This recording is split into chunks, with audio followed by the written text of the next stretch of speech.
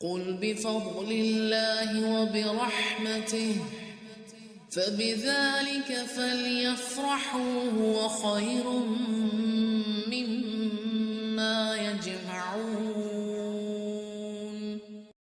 اور یا ایھا الذین آمنوا هل ادلکم علی تجارۃ تنجیکم من عذاب الیم. اللہ تعالیٰ آپ کو ایک بڑی خوبصورت ڈیل دے رہے ہیں، ایک خوبصورت تجارت ہے. اے ایمان والو، کیا میں تمہیں وہ تجارت بتلا دوں جو تمہیں دردناک عذاب سے بچا لے؟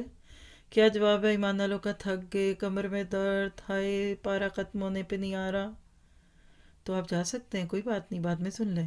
لیکن بات تو یہ ہے، اس سودے کو اللہ کے ساتھ ڈائریکٹ لائیو ڈیل پہ لینا پڑے گا، کیونکہ جب ڈیل ہو رہی ہوتی ہے وہ تو چلی گئے، آپ بعد میں اس کی ریکارڈنگ سنیں گے تو پتہ چلا سارے شیئر تو نیکیوں کے کوئی اور لے گیا.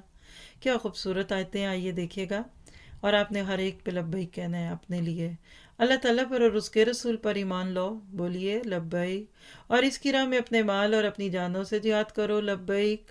یہ تمہارے لیے بہتر ہے اگر تم علم رکھتے ہو تو لبیک کے علم سیکھنا ہے. اور اللہ تعالیٰ تمہارے گناہ معاف فرما دے گا اور تمہیں ان جنتوں میں پہنچا دے گا جس کے نیچے نہریں جاری ہوں گی، اور صاف ستھرے گھروں میں. کس چیز سے صاف ہے؟ سود سے صاف ہے.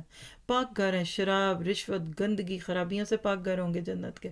اللہ آج گھروں کو دنیا میں بھی پاک کر دے، ہر لڑائی جھگڑے سے پاک کر دے. ہمارے گھروں کے اندر جو کمی بیشیاں اس کو دور کر دے. ظاہری گھروں میں جو کمی بیشیاں ٹوٹ پھوٹ ہے اس کو بھی دور کر دے. ہمارے پاس وقت نہیں ہے ٹوٹیوں کو ٹھیک کرانے کا، اللہ تو خود ہی ٹھیک کرا دے، ہماری خرابی نہ ہو. اس طرح اللہ سے باتیں کیا کریں. اور وہ گھر کون سے؟ جو جنت عدن میں ہوں گے. جنت عدن وہ ہے جس کو اللہ نے اپنے ہاتھ سے بنایا آپ کے میرے لیے. اللہ ہمیں وہاں کا چکر لگوا دے، اللہ ہمیں ضرور جنت عدن دکھائے. بڑی خواہش ہے میرے دل میں اس کو دیکھنے کی. فینٹسی ذہن میں آتی ہے، اور وہ جو الف لیلوی کہانیاں جو بچپن میں پڑھی ہوں گی جنت عدن کے تذکرے کے ساتھ ہی وہ یاد آتی ہیں. فرمایا یہ بہت بڑی کامیابی ہے. بس اتنا ہی دے گا؟